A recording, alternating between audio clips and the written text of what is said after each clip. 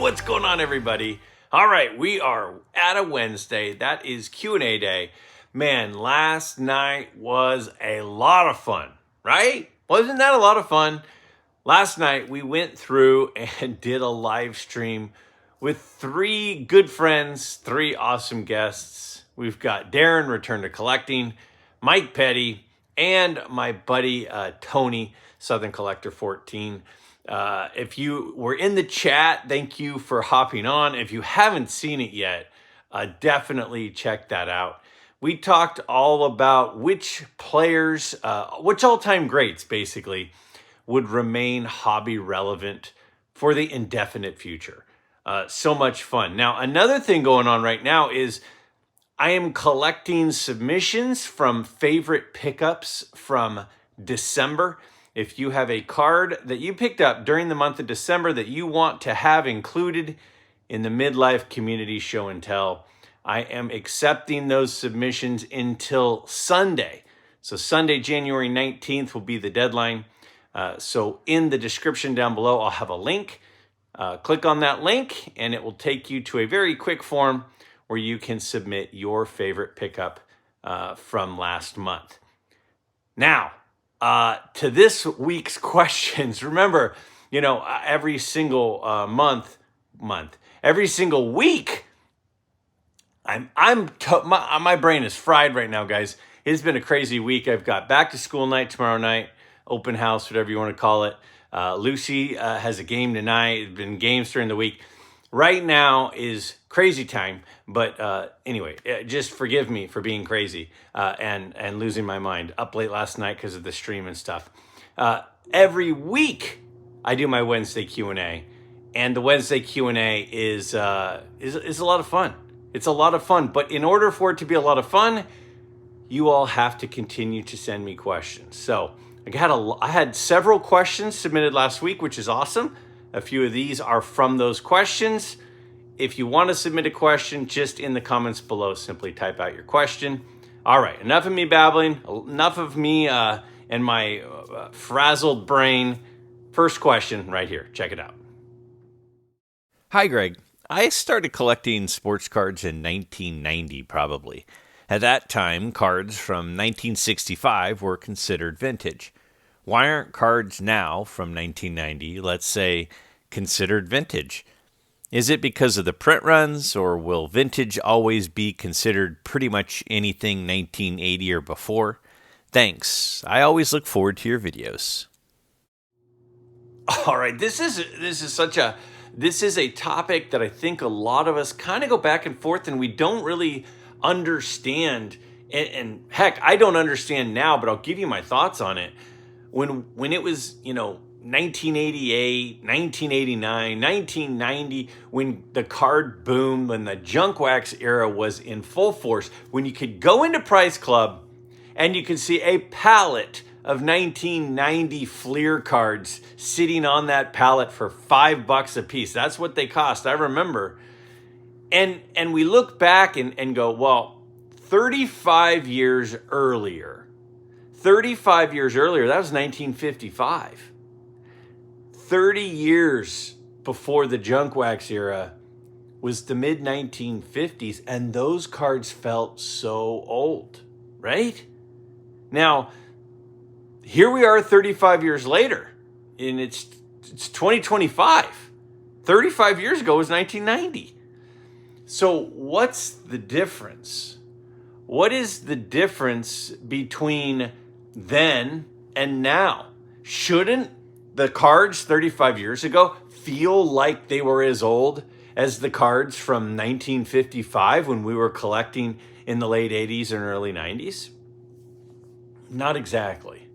A few things were significantly different. Remember, as soon as things were created to be collectible, a lot of the collectability is out the window. And that's one of my issues that I have with a lot of the modern cards, with a lot of the parallels, with a lot of the serial numbered cards, is when it was made to be collectible, the whole collecting of it is completely different. What do I mean? Well, It's like those little baseball figurines that came out that were numbered out of, 1,000 or 5,000 or whatever. Like that, the intent of that was to be collectible. And because of that, it was always cared for differently. When something is opened or purchased to be a collectible item, it is cared for delicately. And in the 1950s, people didn't think that cards were going to be collectible. And so they didn't care for them, delicately. And that's the exact reason why they are collectible. Ticket stubs, same thing. Nobody got a ticket stub and said, "Oh, I've got to take care of this. I got to protect this. I got to keep this flat. I want to make sure it doesn't get creases." It's one of the reasons why ones that are in good condition are collectible. Type 1 photos, same thing. Nobody thought, I can't let this get any sort of wrinkle in it. As soon as things became collectible and they knew that they were collectible, then a lot of it changed. And that's the whole thing. So what's the difference between 35 years ago, 1990, and 35 years before that, 1955? Well, the fact that people thought it was collectible. That's part of the difference. Now, can we consider cards from 1990 to be vintage? I don't know what the definition of vintage is, but it seems reasonable to think of those cards as vintage. Does that mean that they should have the same collectability and rarity and value as cards from the 35 years prior when we were in 1990, the 1955 cards? No, again, because of what the whole intent and purpose of them was. People took their best cards and they pinned them up. People didn't care so much about who the card was of. It was all about collecting the set and getting the cards that you didn't already have. If you already had a card, a double was expendable.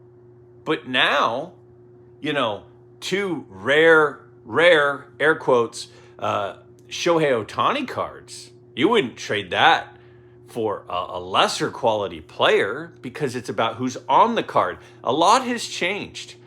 Another thing that changed is the quality of the product.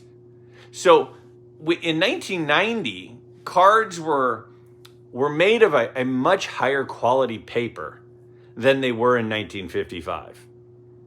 Even now. And that's one of the reasons why it's important that it's a vintage grader who is doing grading if you get your cards graded.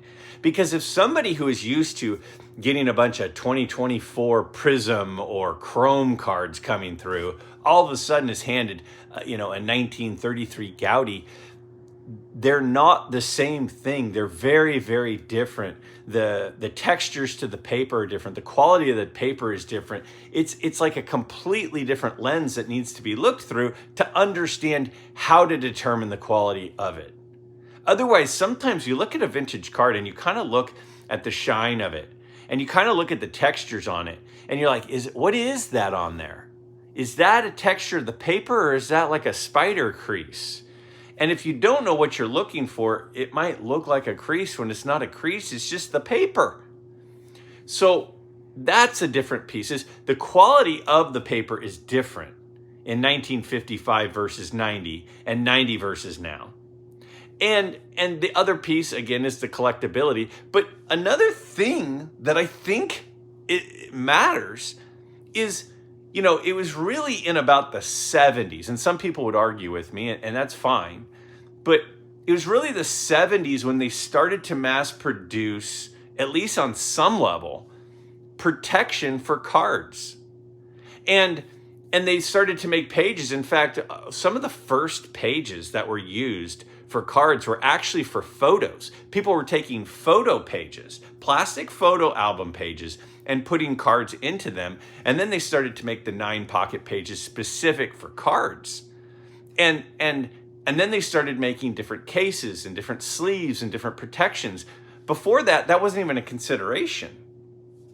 In 1990, when people would pull a Ken Griffey Jr. card out of a pack, it commonly went directly into protection. It was pulled out of the pack carefully. That wasn't happening in 1955. So I don't think today versus 1990, comparing 1990 to 1955, is really even similar. And again, it's because it wasn't thought of as collectible in 55. The quality of the paper wasn't good in 1955, and there was no way to protect it in 1955. But in 1990, the paper quality was higher. It's not as high as it is now, but it was higher. We knew that Ken Griffey Jr. cards could have value in the future. In fact, we thought they were going to have more value than they do. And so then there was ways to protect it. And then there's the print runs. Like I was talking about, the pallets and pallets and pallets of cards and the boxes that you could just go in and get easily. The print runs were through the roof. So can we, to answer the question, can we consider cards from 1990 vintage? I think that's probably a fair term to use for a card that's 35 years old or more. But what is vintage for 1990 vintage, 1988 vintage, 1987 vintage is much, much different than the vintage of the 1950s because of all the reasons I just listed. Now, another thing that happened is in there were all these lawsuits going on. It was Bowman versus Topps, and then Fleer came out with some stuff, and Leaf would make appearances from time to time. And then there was a lot of these exclusive rights, and then there were antitrust lawsuits going on. And then in 1981, after some of these lawsuits went on, and there was some Fleer versus Topps lawsuits, and there was some antitrust stuff. But what ended up happening in really 1981, and then even more so in 1982, is the doors kind of opened. And all of a sudden, it was Donruss, it was Fleer, it was Topps. And it wasn't just Topps. It wasn't Topps as the only game in town. And when that happened, when the floodgates opened, two things happened. One, the print runs went through the roof.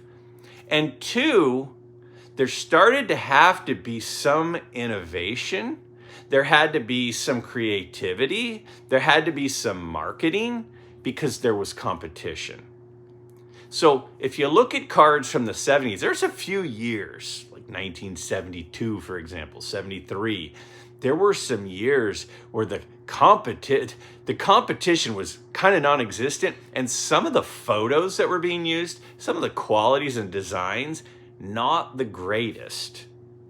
But again, that changed in the 1980s because of competition. So they had to market more. They had to kind of change up some designs. But then in the late 80s, when it hit the full-blown junk wax era, it was all about printing, just getting the presses going and getting it going and getting those cards out. A lot changed. That's a long response and a long answer, but I don't think we can look at 2025 versus 1990 the same way that 1990 was compared to 1955 because of all of those different outliers, all of those different pieces of the puzzle that make it very, very different. But I do think it's fair to call a card from 1982 vintage. I do think it's fair, but it's a different kind of vintage than the vintage that we called vintage in the 80s and 90s. And my friend Tony, Southern Collector, says, another great video. I can't wait to join you at the Strongsville show. My question is, if you could go back in time to any historic baseball game and have seats right behind the backstop next to an on-deck circle, which game and stadium would you attend? If you got there early for BP, which player in that game would you get an autograph from? Okay, well, man, I think that you can go in so many different places with a question like this. My buddy Tony, who I just had on last night, asks a great question. If you could be at any game, what game would you have been at? If you could get one autograph, which autograph would you have gotten? You know, I think that one that would be great would be the Babe Ruth called shot game, because there's question of did he actually do it? There's all that. And there's some grainy footage out there. That would be a great one. And then the obvious response is, yeah, I would get Ruth's autograph, right? That would be a good one. Now, there are a lot of Ruth autographs. So if you were to pick an autograph, you would kind of want Ruth's because it's Babe Ruth and because the autograph is beautiful. But he's not the rarest. One autograph of a guy that I like a lot. I really like Wee Willie Keeler. And Willie Keeler doesn't have a ton of autographs out there, like very, very, very few. So part of me goes, well, I could get a Ruth autograph in a different game. So maybe I should get a Willie Keeler game and when he was on the Yankees, Highlanders, and get his autograph. But I don't think that's the route I would go. I don't think the route would be the autograph that I would go for. I think it would be more about the game. So what game would I want to see? Right behind home plate being the seats, that's another piece of this. How about game one when Jackie Robinson stole home but was out? When Yogi tagged him out at home, but they said he was safe. Maybe that's the game, because if you're right behind home plate, you'd have the best seat in the house to see that, right? To see Jackie get tagged out, that would be pretty cool. And then if you're at that game, you could get Jackie's autograph. That would be pretty good. Being at the 1951 World Series, where you have a rookie Willie Mays, a rookie Mickey Mantle, before Mantle gets hurt in game 2, that would be a pretty good series to be at. Then you could get a DiMaggio autograph in DiMaggio's final games in World Series. I mean, just think about who's in that game. Yankees versus Giants. That would be pretty good. But is that the route that I would go? I don't know about that either. Then you start talking about walk-off stuff. I think I'm going to go with the called shot game. I think I'm going to go with the Babe Ruth as the autograph. It would be nice to know for sure if that's actually happened and that actually went down the way that some people say that it went down. So I think I'd go to that game. It's a great question. A lot of autographs I'd like to have. That's kind of my short list, but I think I'm going Babe Ruth called shot game. This one says, thanks as always, Greg. Question for your consideration. Why do you think people care so little about buying cards from years players had great seasons in? In rare circumstances, especially where a player had one great season but is not otherwise all that well known, people seem to pay attention to getting the card from that season. I'm thinking in particular of the Maris 61 card, which is reasonably popular. But for the most part, no one seems to place any importance on this. For instance, the 1956 Topps Mantle is one of his most popular cards, and 1956 was arguably his Mickey's best. But no one talks about that part, and it doesn't contribute to the card's popularity at all, as far as I can tell. Oh, this is an interesting question. I know I've heard a lot of people say, oh yeah, I'm excited to get this 41 DiMaggio because this 41 play ball DiMaggio is the year that he had the hit streak, or the 56 Topps Mantle because this is the year he had the Triple Crown. Whatever the reason is, I do understand there being something to that. But the question is, why do I think it's not a big deal for a lot of people in the hobby? So let me and again, I'm just throwing darts just like anybody. So I don't know, but this is my initial thought. When I hear that question, why would it be that maybe certain cards are more appealing and desired than others, even though certain years specific events happened and there's a correlation there? Well, number one, I think it goes down to this. What is a baseball card? What is a baseball card? a baseball card is a small picture of an athlete, of a baseball player in the case of baseball cards.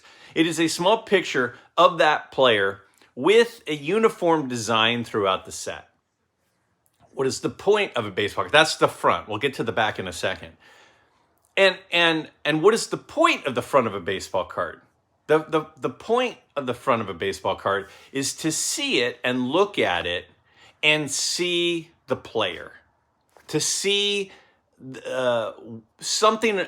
When you look at that, you think of, do I see what I think of when I think of that player? That's why, certain cards of, Thurman Munson's 71 tops, where he's clearly a catcher. He's clearly with doing a play at the plate is more appealing to some than some of his other cards, right?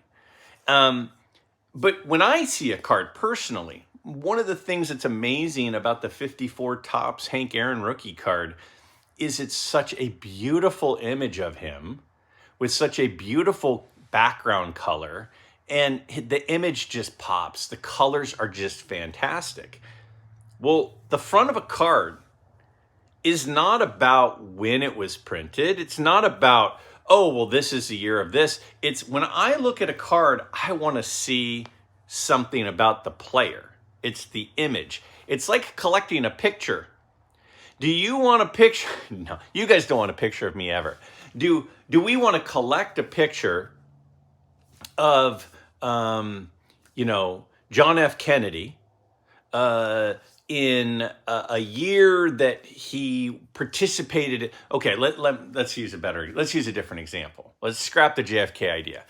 Do I want a picture of Abraham Lincoln from the side where you can see his shoulder and you can kind of see his face?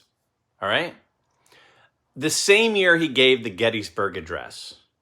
Or if I were collecting original photographs, would I rather have a picture of Abraham Lincoln where I can see his face, I can see his beard, I can see his top hat, I can see his height, I can see how he's tall and thin.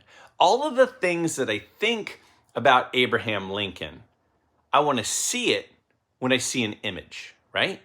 I want to see those things, those characteristics about that person. I want to see when I look at a photograph of Abraham Lincoln. It doesn't matter to me, for me personally, if it was the same year as the Gettysburg Address, if it was before he got inaugurated, if it's a year that he was a president or a year that it was before he was a president, that doesn't matter to me. To me, if I'm going to go out and get a collectible image of Abraham Lincoln, I want one where I can see the characteristics that I think of when I think about Abraham Lincoln. So sometimes a card doesn't do a good job of that. Sometimes the image that was picked was lazy from the manufacturer. One of the reasons the 56 Mantle is so popular is because it's a beautiful image of him. It's not necessarily just because it's the year that he won the Triple Crown. Now, is that cool to have those ties? I'm not saying that doesn't add some appeal. I'm not saying that. The question insinuates that. The question insinuates people don't care about it. So I'm spitballing as to why maybe people don't care about it. If I get a card of Brooks Robinson, which I have his rookie card. When I think of Brooks Robinson, I think of this young, athletic guy, this defensive guy, an Oriole, right? I think of that. And to me, his 1957 Topps rookie card does that. His 58 Topps rookie card doesn't do that. Well, what if he had a really good season in 58? The picture still stinks in 58. So I would rather have a picture that checks all the boxes of when I think of that player having those characteristics. Now, the backs of the card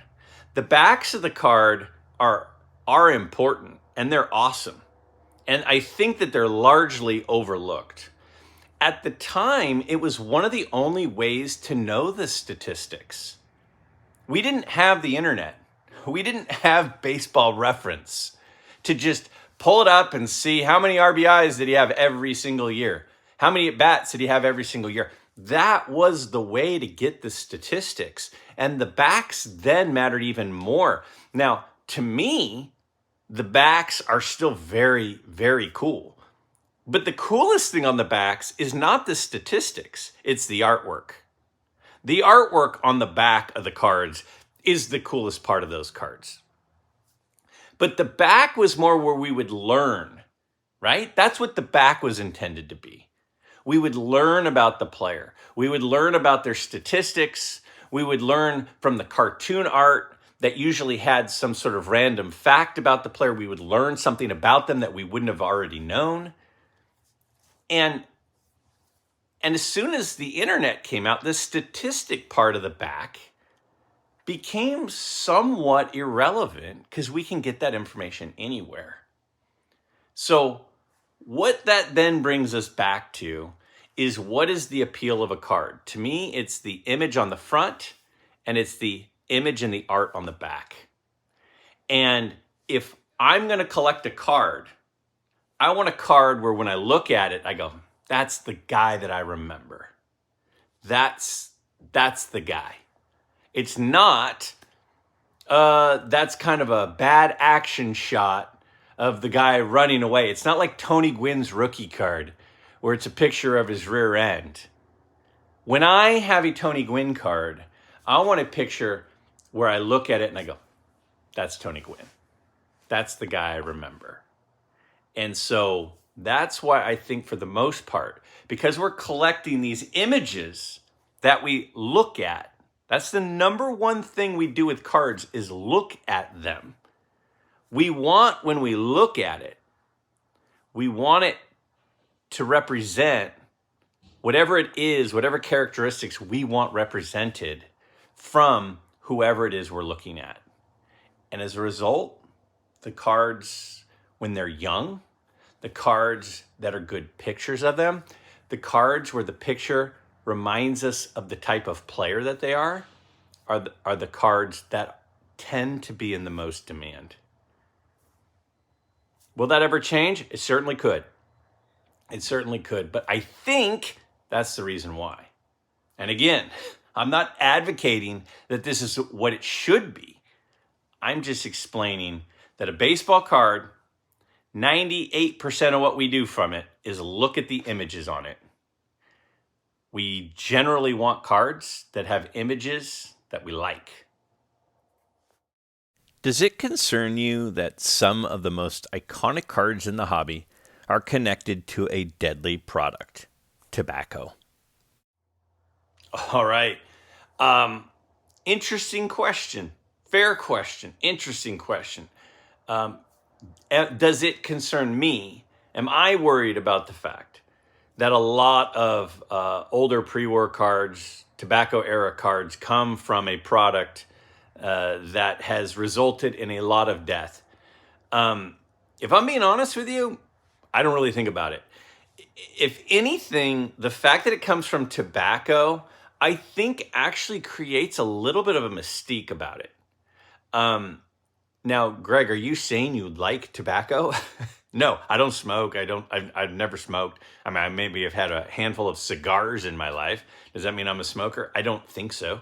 Alcohol, I think, has probably done more damage to people than tobacco, at least in my lifetime, because the trend and the trendiness of tobacco has long been eroded since the days in which I went to restaurants and it was, do you want the smoking or the non-smoking section? Like, that was eliminated, at least in California, a long time ago. I don't really even know anyone that smokes anymore.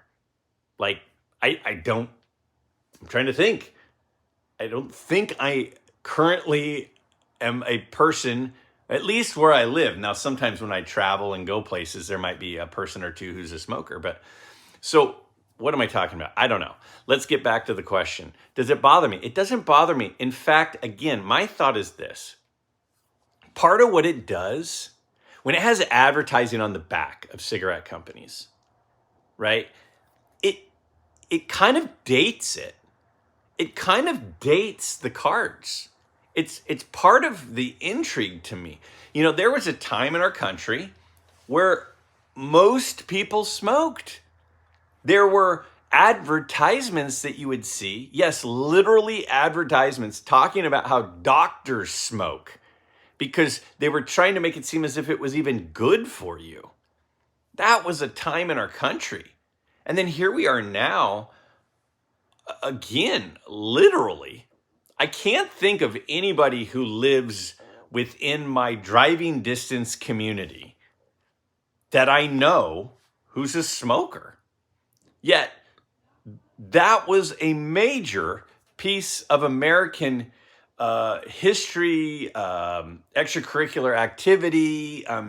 It tells part of the story. The fact that they were from smoking company, tobacco companies, it dates it, and things change. A lot of things change, and one of the things that changed is a lot of people have moved away from that, and now it's like, oh my gosh, I can't believe we ever did this. Agreed, but at the same time, it was a trendy thing. And it was something that was widely accepted and popular on mass levels. And so to me, part of cards from that era, part of telling the story of cards from that era is the fact that they're printed as an advertisement for tobacco companies. Do I think it's good? No, I don't think I think there's a lot of things in history that we look back on and go, oh, I wish that hadn't happened. That wasn't good. But that's part of why we learn about history, is because if we don't learn about history and the results of certain actions in the past, then we're more likely to do those same actions in the future. So if we learn about the pros and the cons of different things that have happened, it helps keep us on the right path in the future, hopefully. So no, it doesn't bother me. Should it bother me? Maybe, but it doesn't. To me, what it does is it dates how old the cards are. That over 100 years ago, they were trying to incentivize people to use tobacco by putting pictures of athletes and pirates too, in these packs to get people to buy more of them. It's kind of odd. It's kind of weird, but it does kind of tell part of the story. Hi, Greg. Happy 25. Apologies if you've covered this question and I missed it, but wanted to resend over to get your thoughts. If you are given the opportunity to experience a moment in an athlete's body for a brief period of time, and you can choose any event in sports history, what athlete and event would you choose? One example, Jesse Owens dominating the 1936 Olympics in Hitler's backyard. Thanks for another great Q&A. All right. This is such a really, really, really difficult question. One of the first places that my mind goes is, as an athlete growing up, I played baseball, I played basketball, I played soccer, I played golf, I played a lot of different things. And so part of my mind goes to some of the sports that I played. You think about Tom Watson's chipping in on number 17 at Pebble Beach as a golfer. Tiger Woods chipping in at number 16 at Augusta, where, the ball just fell in at the last minute. Jack Nicklaus's 2-iron, was it a 2-iron or a 1-iron off the flagstick? There are a lot of golfing ones. There are a lot of soccer ones. I mean, Messi, the moment that the game ends when he finally wins a World Cup. Some of Pele's highlights, some of, I don't know. There are a lot of of soccer events. There are a lot of, and when you think about success and championships and winning, and even like a Kirk Gibson's home run, or a Joe Carter jumping around as he's running the bases on the walk-off home run for the Blue Jays. Like, there are a lot of those sorts of things that you want to think about, or I think about. Carrie Strug on her vault when she injured her ankle or her leg. All of that kind of stuff comes into mind for me. Winning is big. the exhilaration is big. But then you drop Jesse Owens. And Jesse Owens overcoming and defeating Hitler in his face, in his home. And you can't compete with that. I mean, you led with the best answer, which is Jesse Owens over what a likable, the smile on Jesse Owens' face, man, what a guy. I've been a huge Jesse Owens fan for a long, long time. I watched a documentary on him when I was a really, really young kid and immediately fell for Jesse Owens. I've always been a big Jesse Owens fan. And so, I mean, when sports transcend, politics and social issues, and those things are big. That's the biggest. Those are the biggest things. Is when a sport can do more than just sport, right? And that's one of the beauties of the Olympics. Is what the Olympics do is they're not just sport. It's representing your country. That's why the World Cup is so big. It's not just the world's most popular sport. It's the world's most popular sport representing your country. And so, part of me goes, well, Brandi Chastain, winning scoring in the shootout to win the Women's World Cup. Like, those are all things that come to mind. But I don't know of many examples better than the Jesse Owens example. I mean, the guy goes to Germany. He proves Hitler wrong in front of him. I mean, that's just unbelievable. So for me to try to put anything at that level, because nothing is at that level, to me, that is the pinnacle. You're representing country. You're representing competition. You're representing sport. You're doing it in the face of evil. As evil as there is of a person who has ever walked the planet. In front of his face, in his home, you defeat him and prove him wrong. What's better than that? So I don't even feel like I could come up with something that is anywhere near that level. I just don't think that I could. And so for me to try to, I don't think I could. I think you gave the best answer. So I think that is the answer. I appreciate all of you who submitted questions in this last week. If you've not ever asked a question, please do so. Say, you know what, Greg? This is my first question ever, and submit it. And if you have submitted questions, thank you for submitting questions, and I want you to continue to submit more. Great questions this week. I really appreciate everybody who takes the time to do that. Thanks, guys.